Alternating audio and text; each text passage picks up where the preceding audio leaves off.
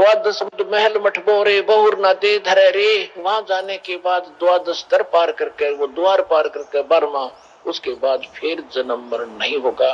वो परम पद प्राप्त होगा जहां जाने के बाद साधक फिर लौटकर कभी संसार में नहीं आते। 15वें अध्याय के गीता जी के 4थे श्लोक में वर्णन किया है। अब क्या बताते हैं, दोजिक भिष्ट सभी ते देखे राजपाट के रसिया। जैसे आपको सुना है महावीर जैन जी का इतिहास, स्वर्ग में गया, राजा बना, फिर नरक में गया, गधा बना, कुत्ता बना, सुअर बना, हम भी ऐसे बने हजारों बार। वो तो एक महापुरुषों का रिटर्न इतिहास है, इसलिए समझ में जल्दी आ जाएगा आपका, इसलिए बताया जाता है। और फिर क्या बताया कि दोजिक भिष्ट, दोजिक माने नरक और भिष्ट माने स्वर्ग, ये तने असंख्य बार देख लिए। और यहाँ राजपाट भी बहुत भोग लिया। कहते हैं दोजिक भिष्ट सभी ते देखे राजपाट के रसिया, और 3 लोक से तरपत नाही यो मन भोगी खसिया। अब जैसे कोई गांव का सरपंच बन जाता है तो काक पीटता फिरे, सरपंच साहब बन गया। और जो फिर सरपंच साहब सोचता है कि तेरे ऊपर चेयरमैन है, उसके मन में ये रहता है चेयरमैन बनो, जब तुम बात पड़े 5-4 सरपंच भी मेरे अंडर आ जा। चेयरमैन बनने के बाद उसकी धारणा बनती है कि एमएलए बनूं। एमएलए बन जाने के बाद मन में रहता मंत्री पद मिले तो कुछ आनंद आवना, तो एमएलए भी कुछ नहीं। मंत्री बनने के बाद उसकी धारणा बनती है कि मुख्यमंत्री बनूं जब कंट्रोल पूरा हो। और मुख्यमंत्री बनने के बाद ये सोचता है कि प्रधानमंत्री बनूं तो जीवन सफल हो। इतने में भाई की टिकट कट ले, फिर गधा बना पावे किधर तेरा गजब। परमात्मा कहते हैं अगर 3 लोक भी दे देना इस मन पापी को, इसको संतोष नहीं है। कहते दोजक भिष्ट सभी ते देखे राजपाट के रसिया, 3 लोक से तरपत नाही यो मन भोगी खसिया। फिर कैसे मिटेगी इसकी तृष्णा? सतगुरु मिले तो इच्छा मिटे, पद मिल पदे समाना। चल हंसा उस लोक पठाऊं जो आदि अमर अस्थाना। कि सतगुरु मिलेंगे तब ये इच्छा मिटावेंगे, इस काल की इन परों को काट देंगे जो बेमतलब की उड़ान दिन रात भरता रहता है। सतगुरु मिले तो इच्छा मिटे, पद मिल पदे समाना। ये है सुख संवेद।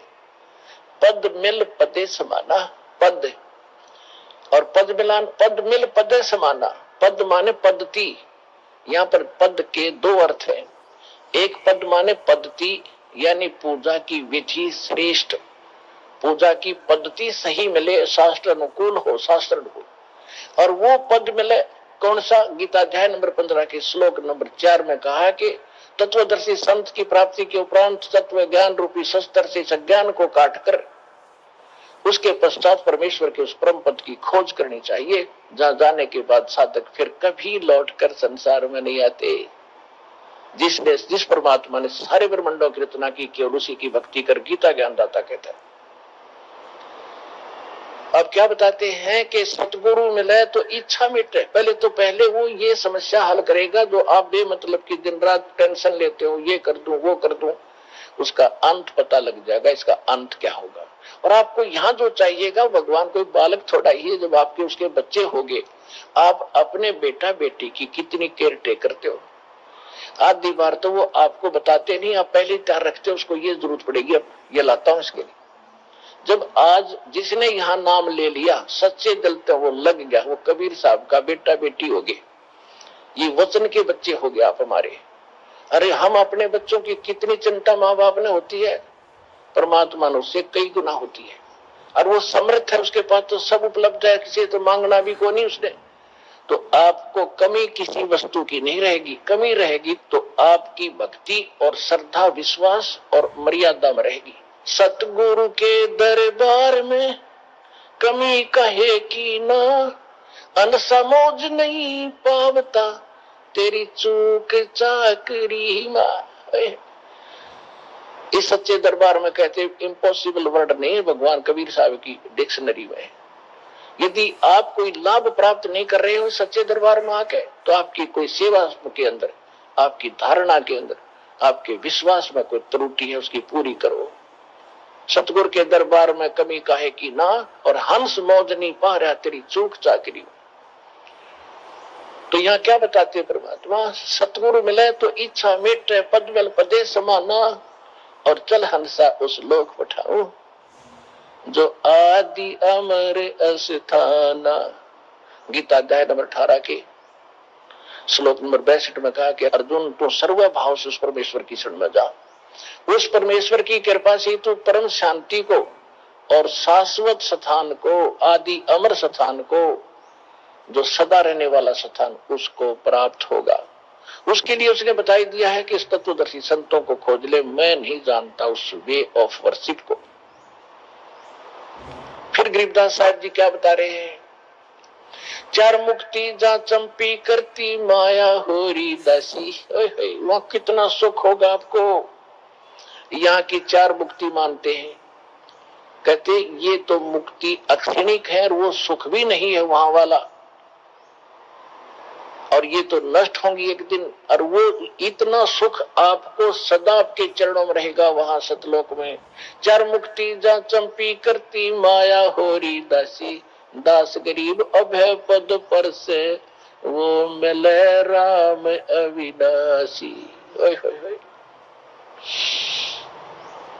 क्या बताते हैं कि ब्रह्मा नाशवान, विष्णु नाशवान, शिव नाशवान, दुर्गा नाशवान, इनका पिता ब्रह्म नाशवान और परब्रह्म अक्षर पुरुष नाशवान, केवल एक परमात्मा अविनाशी है, जो 15वें अध्याय के गीता जी के 17वें श्लोक में वर्णित है।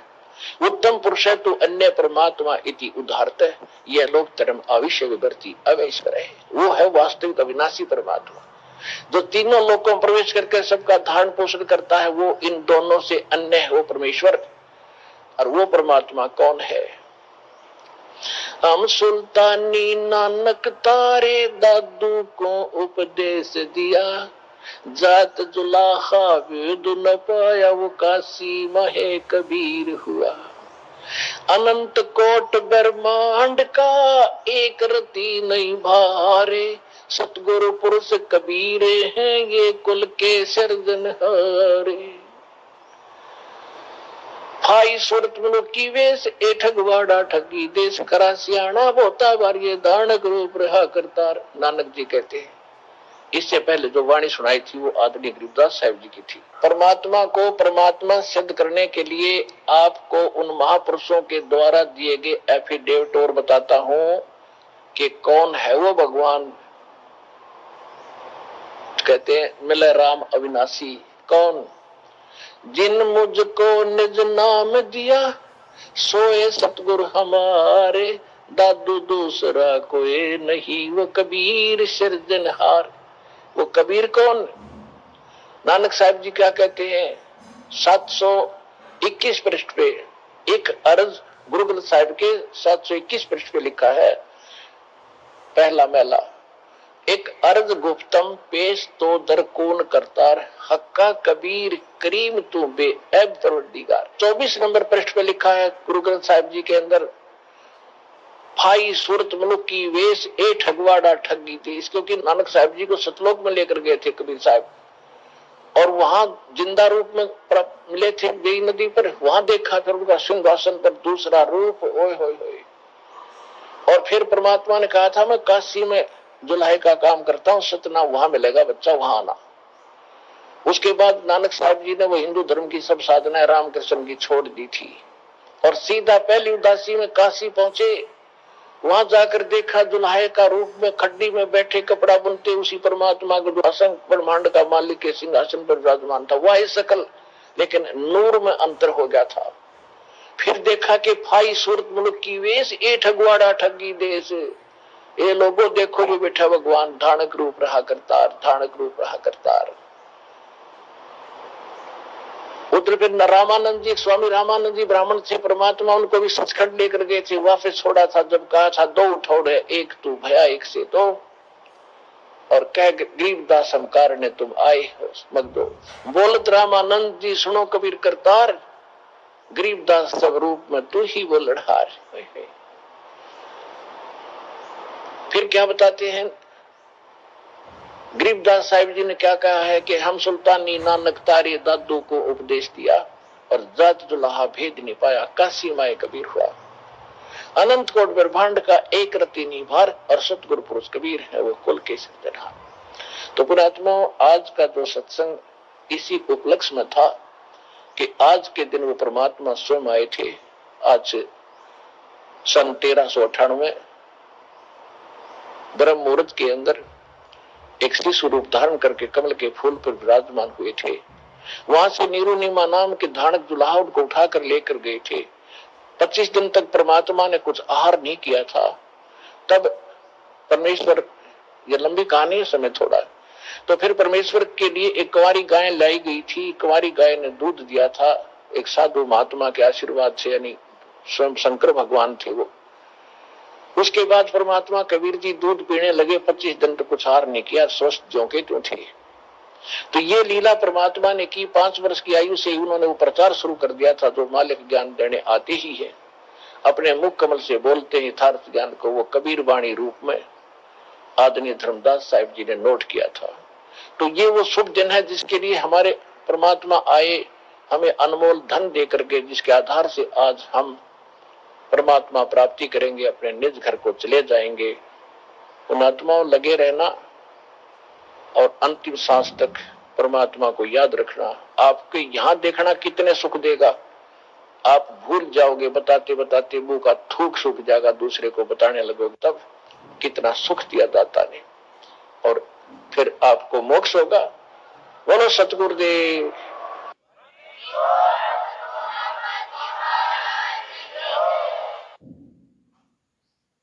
परम पिता परमात्मा पूर्ण ब्रह्म सर्व सृष्टि रचनार कबीर देव, कबीर साहिब, कबीर परमेश्वर जी की असीम रजा से आप सभी परमेश्वर की प्यारी आत्माएं परमात्मा की महिमा सुनने के लिए उपस्थित हुए। लखवर सूरा दूध ही, लखवर सामदे, लखवर यति जहान में, तब सतगुरु शरणाले। जो पुण्यात्माएं वर्तमान के अंदर मानव शरीर प्राप्त हैं, उनके पिछले पुनों की कोई गणना नहीं की जा सकती कि युगों युगों के आपके कितने शुभ संस्कार आपके साथ हैं। उनसे भी पुण्यकर्मी प्राणी वो हैं जो सतलोक आश्रम बरवाला, जिला हिसार, हरियाणा में पहुंचते हैं, दीक्षा प्राप्त करते हैं। पुण्यात्माओं, हमारे को सतगुरु नहीं मिले, हमारे को आध्यात्मिक टीचर ठीक प्राप्त नहीं हुए, जिस कारण से हम परमात्मा से मिलने वाले जो लाभ होते हैं उनसे वंचित रहे और मानव शरीर को व्यर्थ करके हम संसार छोड़कर चले जाते हैं। आगे चल के ना जाने कितने कष्ट हम उठाया करते थे, उनका हमें ज्ञान नहीं था कि इससे आगे भी कुछ है। अब परमात्मा के इस तत्व ज्ञान से, इसके प्रकाश से हमें वर्तमान का और भविष्य का और भूत की जानकारी होने लगी। भूत की कैसे है, वर्तमान की कैसे है और भविष्य की कैसे हुई। आज कोई दुखी है वो अपने पाप से है, आज कोई सुखी है तो अपने पुण्य से है। ये विधान है परमात्मा का, इस बात को सभी मानते भी हैं। कोई दुखी प्राणी है वो अपने आप ही कहा करता है कि ना जाने मेरा कौन सा पाप आगे अड़ गया। और जो सुखी होते हैं उनके विषय में सभी कहते हैं भाई घने अच्छे कर रखे थे आपने पिछले जन्म में। तो इससे हमें भूत और वर्तमान की जानकारी हुई। भविष्य की जानकारी परमात्मा ने कराई कि कबीर हरि के नाम बिना राजा रसब होवे, मट्टी लदे कुमार के, भाई घास न नीरे कोई। परमात्मा ने एक ही एग्जाम्पल ऐसा दिया है जिससे हम सहज में समझ सकते हैं। आम नागरिक राजा को बहुत ही बलशाली मानता है, समृद्ध मानता है। परमात्मा कहते हैं यदि राजा भी भक्ति नहीं करता है परमात्मा की, नेक्स्ट उसकी लाइफ गधे की होगी। अपने आत्मा अब यहां समस्या आती रही कि किसने देखा है, फिर वर्तमान के अंदर हमें वो सुख प्राप्त है जिससे हम घने फूल गए और भूल गए कि आगे दुख भी होंगे, और फिर ये बात कहकर छोड़ देते हैं कि देखी जाएगी। तो ये हमारी अध्यात्म ज्ञानहीनता का ही परिणाम था। हमारे सदग्रंथ परमात्मा का संविधान है, और संविधान की अवहेलना जो लोग करते हैं, आप यहां वर्तमान में देख लो, जो संविधान की अवहेलना करते हैं उनको यही दंडित किया जाता है। इसी प्रकार परमात्मा का विधान है, जो उसको तोड़ता है, उल्लंघना करता है, उसको भी दंड प्राप्त होगा। तो उसके विषय में हमने दृढ़ होने के लिए, सच्चाई से परिचित होने के लिए कुछ आधार बनाना पड़ेगा। हमारे सदग्रंथ इसका आधार है। उसके पश्चात वो महापुरुष जिनको परमात्मा मिले और परमेश्वर का विधान उन्हें प्राप्त हुआ, और तीसरे नंबर पर उन महापुरुषों ने बताया कि वो परमात्मा कौन है। उस परमेश्वर ने आके स्वयं अपना विधान अपने मुख कमल से बोला, जिसको तत्व ज्ञान कहते हैं, जिसको सूक्ष्म वेद कहते हैं, जिसके विषय में हिंट दिया गया है श्रीमद् भगवद गीता अध्याय नंबर 4 के श्लोक नंबर 32 में। गीता ज्ञान दाता ये ब्रह्म है, और परम अक्षर ब्रह्म यानी पूर्ण परमात्मा की वो जानकारी दे रहा है। अपने स्तर का वो ज्ञान श्रीमद् भगवत गीता में अर्जुन को बता ही रहा है। उसके पश्चात वो कहता है कि विशेष जानकारी अध्यात्म मार्ग की परमात्मा स्वयं आके अपने मुख से ज्ञान देता है। उस परमात्मा के मुख से उच्चरित वाणी को तत्व ज्ञान कहते हैं। उसके अंदर धार्मिक यज्ञों की, धार्मिक अनुष्ठानों की जानकारी विस्तार से कही गई है। और चौथे अध्याय के 34वें श्लोक में गीता ज्ञानदाता कहता है कि उस तत्व ज्ञान को तू तत्वदर्शी संतों के पास जाकर समझ। उनको दंडवत प्रणाम करने से, कपट छोड़कर उनकी सेवा करने से वो तत्वदर्शी संत तुझे परमात्म तत्व की जानकारी तथा तत्व ज्ञान का उपदेश करेंगे। तो इससे एक तो ये सिद्ध हो गया कि गीता जी के अंदर वो ज्ञान नहीं है। यदि वो ज्ञान श्रीमद् भगवत गीता में ही होता तो वो कह देता कि उस अध्याय में पढ़ लेना। और इससे ये भी सिद्ध हो गया कि वो परमात्मा अन्य है गीता ज्ञान दाता से, और वही मोक्षदायक है। उसके द्वारा बताया गया ज्ञान जो है वो तत्व ज्ञान है। चौथे अध्याय के 32वें श्लोक में अनुवादकर्ताओं ने एक गलती की है। इसमें एक ब्रह्मणे शब्द है, ब्रह्मणे। इन्होंने ब्रह्मणे शब्द का अर्थ कर दिया वेद, और यही ब्रह्मणे शब्द है गीता अध्याय नंबर 17 के श्लोक नंबर 23 में।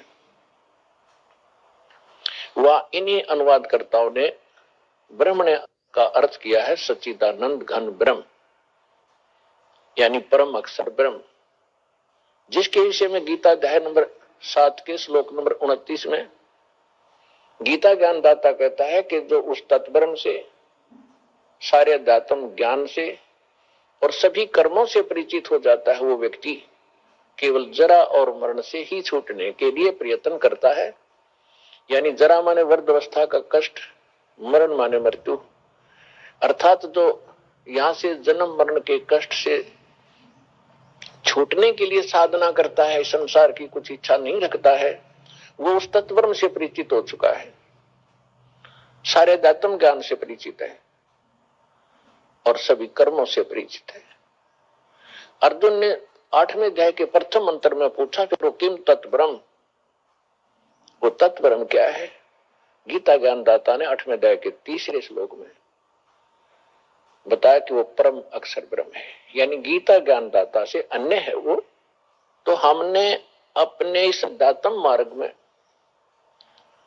आगे बढ़ने के लिए कुछ आधार बनाना पड़ेगा। अब तक हम जिस भी संत या पंथ में गए या उनका कोई अनुभव हमने पढ़ा, उनके तकरीबन विचार भिन्न मिलते हैं, उनकी साधनाओं में बहुत अंतर मिलता। तो गीता अध्याय नंबर 2 के श्लोक नंबर 53 में कहा कि अर्जुन, जिस समय तेरी बुद्धि भ्रमित करने वाले भिन्न भिन्न प्रकार के वचनों से हटकर एक परमात्म ज्ञान पर स्थिर हो जाएगी, तब तू योगी बनेगा। योगी माने भक्त। तब तो तू भगत का होगा, नहीं तो कोई भी जहां भी आप जाते हो आपको तत्व ज्ञान है नहीं। कोई भी सिर्फ आपको दो अटपट करके वहां से डिगा देता है, आपको सुमार्ग से विचलित करके कुमार्ग पर खींच ले जाता है। और जिस समय आप इस तत्व ज्ञान से दृढ़ हो जाओगे तो यहाँ पर ब्रह्मा विष्णु महेश आ जाएगी आपके सामने। आप ज्ञान में डगमग नहीं हो सकते, उनको विचलित कर दोगे। ये ऐसा ज्ञान है।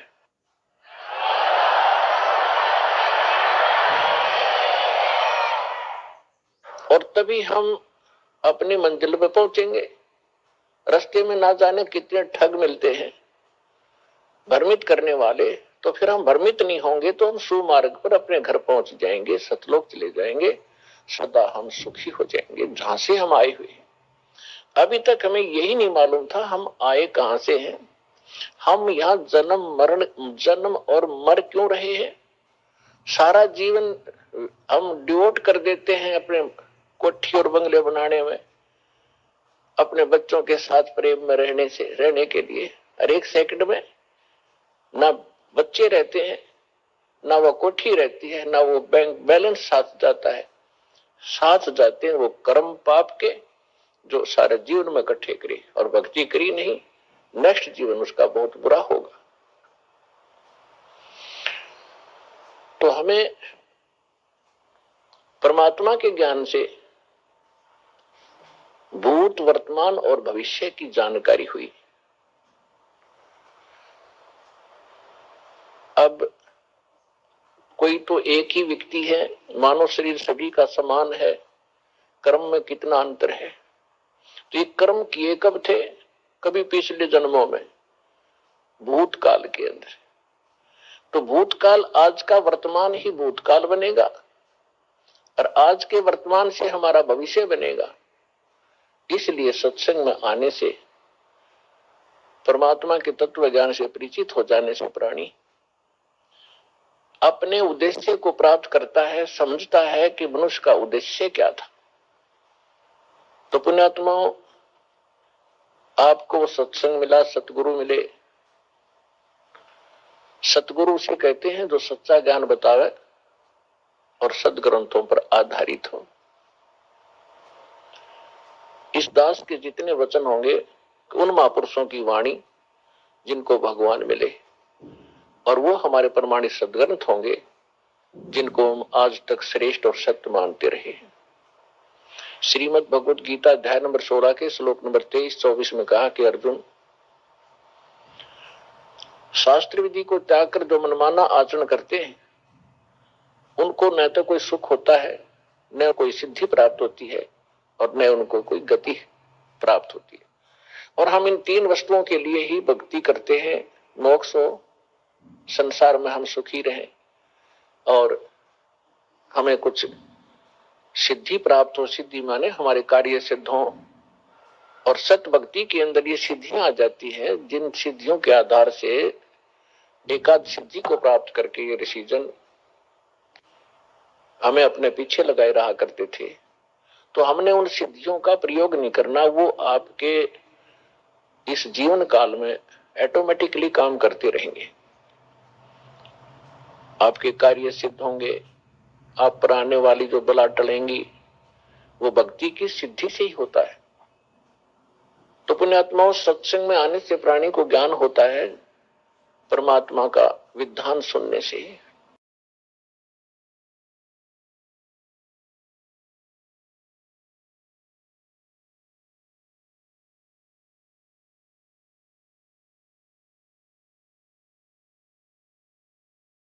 पतिव्रता का ये अर्थ नहीं है कि वो किसी पुरुष की ओर देखे नहीं, या किसी को प्रणाम नहीं करे, या किसी का सत्कार नहीं करे।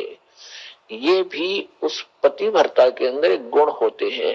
आय का आदर करे, जैसे जेठ है, जेठानी है, ससुर है, सास है, छोटी बड़ी ननंद है, देवर है, उन सब का यथोचित आदर करे, उनके सत्कार करे, उनका काम करे।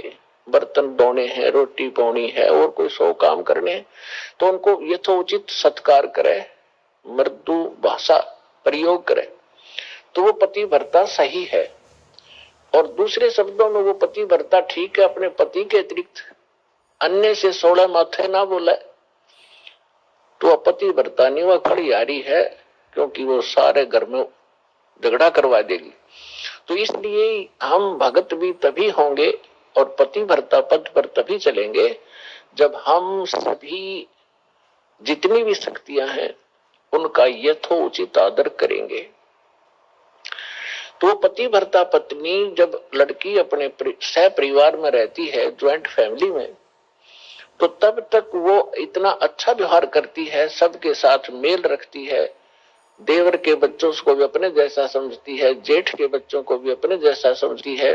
उनको ऐसा नहीं लगता कि जैसे हम पराये से हों, लेकिन उसका जो भाव है अंदर से वो अपने पति के साथ होता है। और उसका पता उसको तब चलेगा जब वो डिवाइड होंगे, भिन्न भिन्न होंगे भाई, तो तब पता चलेगा उसकी आस्था किसमें थी। अपने हिस्से के सारे कटोरी गिलास चम्मच तक उठा ले जाएगी, अपने मकान में धर लेगी, एक चम्मच भी ना छोड़ा दूसरों की ओर, और अपने पति के साथ चली जाती है। तो उस समय उस पतिव्रता का पता चला, वह पूजा किसकी करे थी। तो इसी प्रकार हम यहाँ एक सह परिवार है हमारा, ये ब्रह्मा विष्णु महेश ये देव है और यहाँ के अधिकारी हैं। ये एक विभागीय मिनिस्टर हैं इस एक ब्रह्मांड के अंदर। ब्रह्मा जी रजोगुण विभाग के, विष्णु जी सतोगुण विभाग के और शंकर जी तमोगुण विभाग के।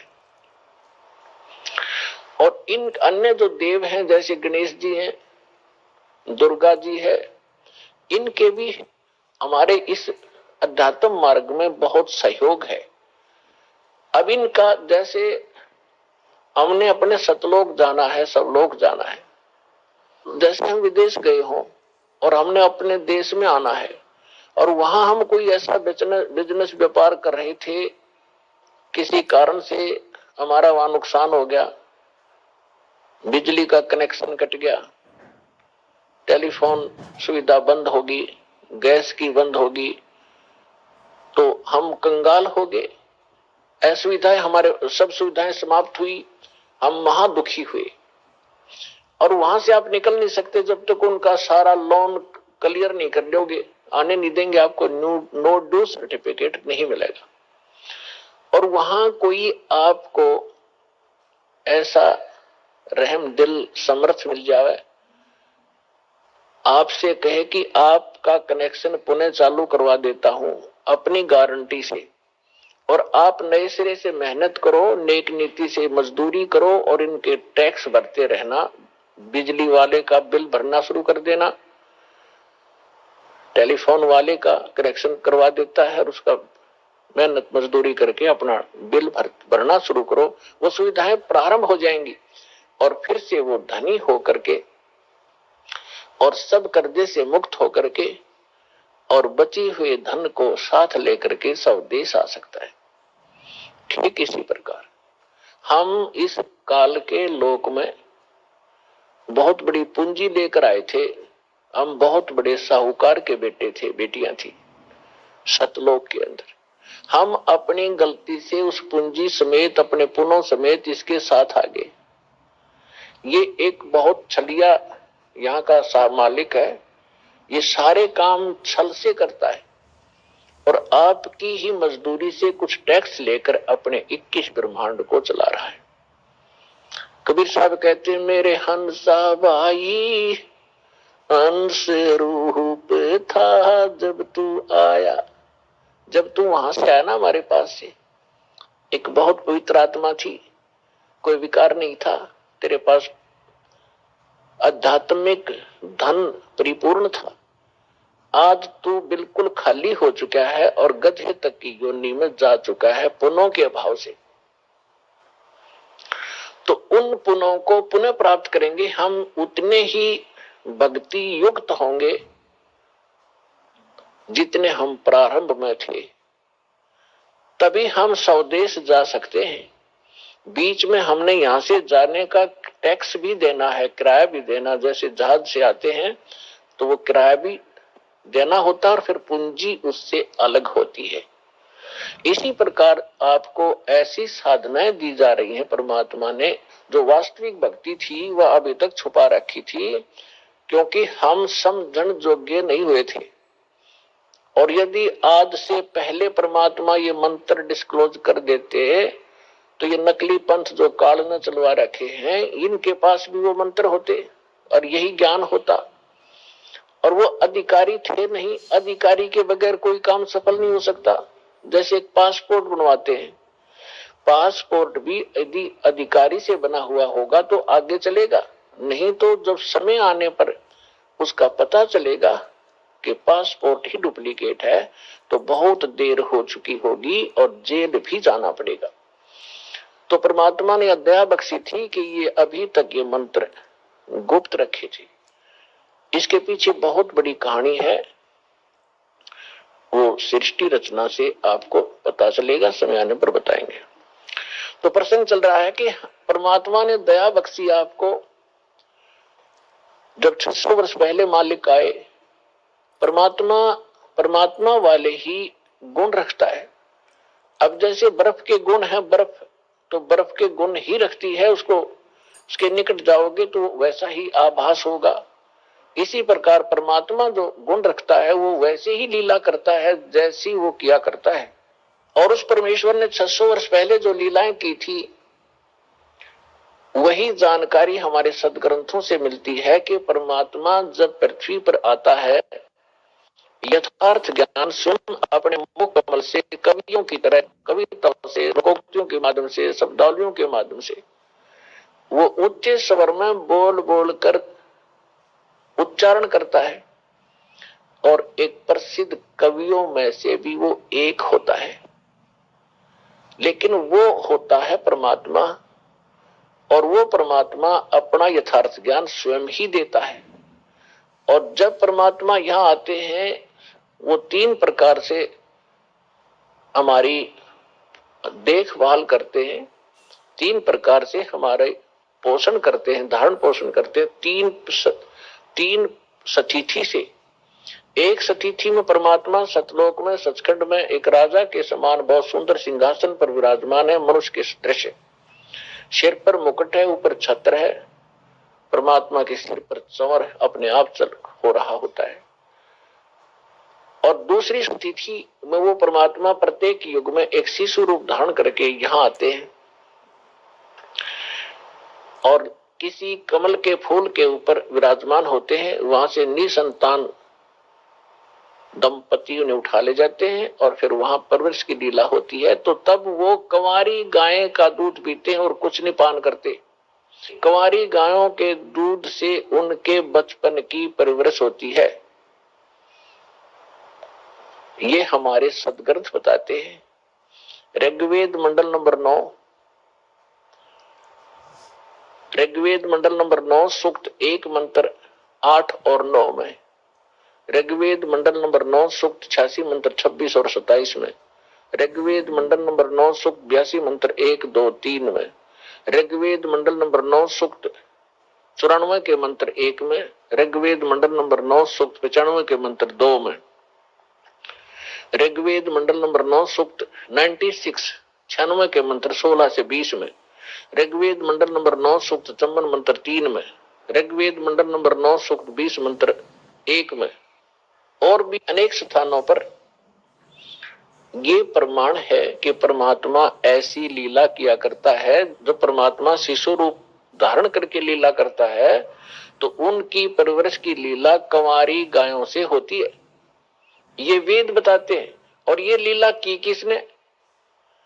वो परमात्मा कवियों की जैसा आचरण करता है। ये लीला की किसने? श्री राम, श्री कृष्ण, श्री ब्रह्मा, श्री विष्णु, श्री शिव जी की लीला में हमने कदे नहीं पढ़ी। हम हिंदू धर्म में ओड जोड़ हो गए। अब परमेश्वर की लीला में 600 वर्ष पहले मालिक आए थे, उन्होंने कबीर भगवान ने ये लीला की थी। तो who is God? Kabir is God. अब भगवान के पहचानने में हमें कति देर नहीं लगेगी, क्योंकि हम जिन सदग्रंथों को अपना मानते थे, अद्वैत सदग्रंथ हमें संदेश दे रहे हैं कि भगवान ये लीला करता है। तो सबसे पहले तो हमें भगवान की पहचान हो और सदग्रंथों से वो पहचान हो। जैसे दास ने भी बताया था, गीता अध्याय नंबर 16 के श्लोक 23-24 में स्पष्ट किया हुआ कि अर्जुन जो शास्त्र विधि को त्याग कर मनमानी साधनाएं करते हैं उनको कोई सुख नहीं होता। न उनको सुख होता है, न उनकी गति होती है, न उनको कोई सिद्धि प्राप्त होती। इससे तेरे लिए अर्जुन कर्तव्य और अकर्तव्य की व्यवस्था में कौन सी साधना करनी चाहिए, कौन सी ना करनी चाहिए, उसके लिए सदग्रंथ ही प्रमाण है। किसी की लोक वेद पर, दंत कथा पर विश्वास मत करना। तो आज हमारे सदग्रंथ क्या बताते हैं? पहले ये इन्हीं सदग्रंथों का आधार देकर के हमारे धर्मगुरु हमें समझाया करते थे, हम स्वीकार किया करते थे, क्योंकि वो संस्कृत बोला करते और सभी ग्रंथ संस्कृत में लिपिबद्ध थे। हमने कोई ऑब्जेक्शन नहीं हुआ कि इतना विद्वान व्यक्ति सच्ची कह रहा होगा। वो सत्य के तो आसपास भी नहीं थे, उनको कख भी पता नहीं था अध्यात्म मार्ग। आज तक इन ऋषि महर्षियों को, आज तक उन महापुरुषों को छोड़ के जिनको भगवान मिले या परमात्मा के ज्ञान के अतिरिक्त, अब वर्तमान में इस दास के अतिरिक्त इस 21 ब्रह्मांड में कोई अध्यात्म ज्ञान से परिचित नहीं है। अटपट तो दुनिया मार रही है और ना उनके पास ये कंप्लीट कोर्स है। अब जो प्रसंग चल रहा है कि हमने स्वदेश जाना है, हम गलत लोक में आ गए और हम धनी थे अध्यात्म के, हम निर्धन हो गए,